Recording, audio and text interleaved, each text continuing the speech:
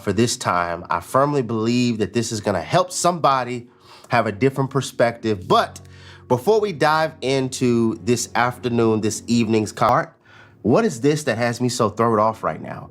And I remember so vividly, I was around 19 or 20.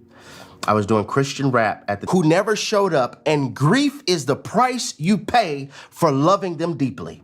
Said one more time, grief is not always about who left. Sometimes it's about who never showed up, and grief is the cost you pay for loving them deeply. Many of us right now, I'm talking to somebody, you are grieving over things that you never had the chance to hold.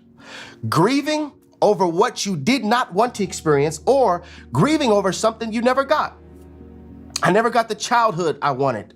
I never had my parents be who they needed to be for me to develop with health and not all this trauma.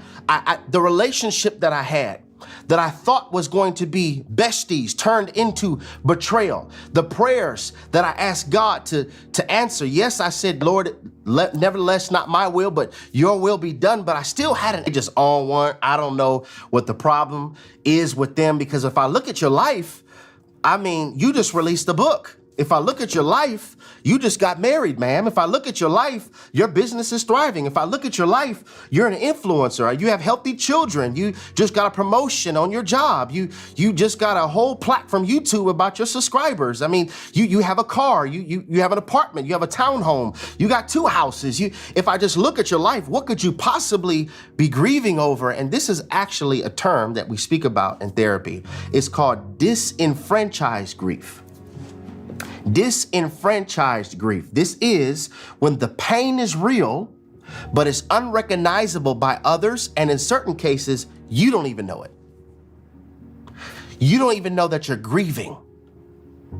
Disenfranchised grief. The definition of that, it is grief that is not usually opened, acknowledged, socially accepted, or publicly mourned. Nobody died. No miscarriage. You ain't get laid off? You breathing? What you crying about? What?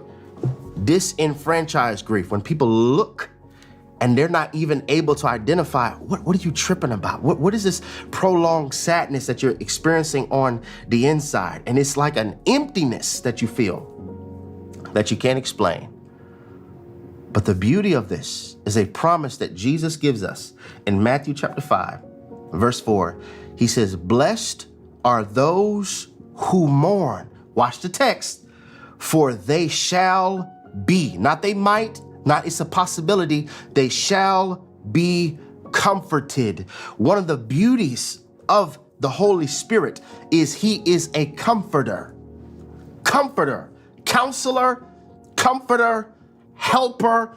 There is something that you're going to go through that only the Holy Spirit can give you comfort. Only the Holy Spirit can give you comfort. Hear me, family. Disappointments will occur in this life, but depression does not have to be your disposition. Every storm cloud eventually runs out of rain. One more time for the people in the back. Disappointments will occur in this life, but depression does not have to be your disposition. Every storm cloud eventually runs out of rain. It's grief, prolonged grief. And this is the thing about prolonged grief that we have to be careful of. Grief doesn't just take tomorrow's joy.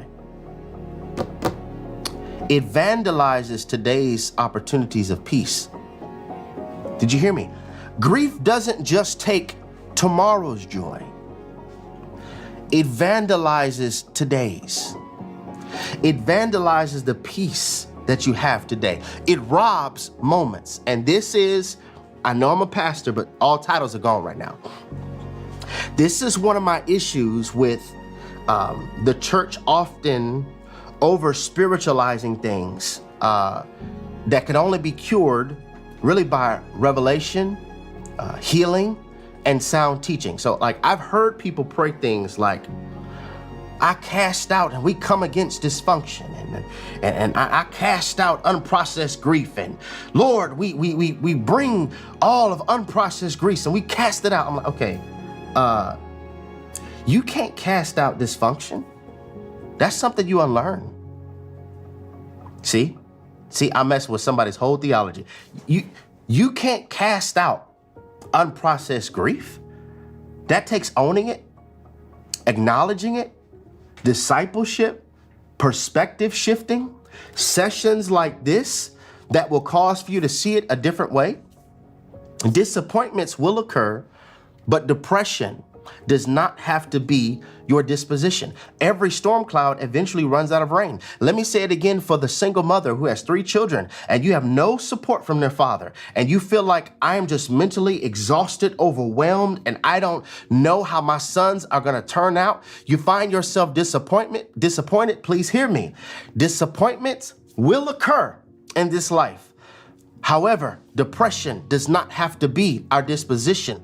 Every storm cloud eventually runs out of rain. Let me say it again for somebody who's watching me in the hospital, who's watching this message or listening when it's uploaded on the podcast, and you're tired of all of the doctor's reports and you don't want to see another physical therapist. You don't want to spend another night in the ER, in a hospital bed. You want to go home to the comfort and the warmth of your own bed. I want to encourage you. Every storm cloud eventually runs out of rain. Disappointments in this life will occur, but depression does not have to be your disposition. For the person watching this, that you have been betrayed. You fell for somebody who had no intentions of catching you. You told them all of your pain and they promised they would never hurt you like that, but they hurt you with a remix. And now you find yourself battling, trying not to be bitter, battling, trying not to have resentment. Every storm cloud eventually runs out of rain. Disappointments will happen in this life, but depression does not have to be your disposition. For the person you're serving, you're faithful, you're striving to be holy, you're reading the scriptures, but it seems as though God answering your prayer keeps on ending up in the mailbox by the presence.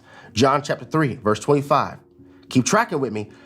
An argument developed between some of John's disciples and a certain Jew over the matter of ceremonial washing.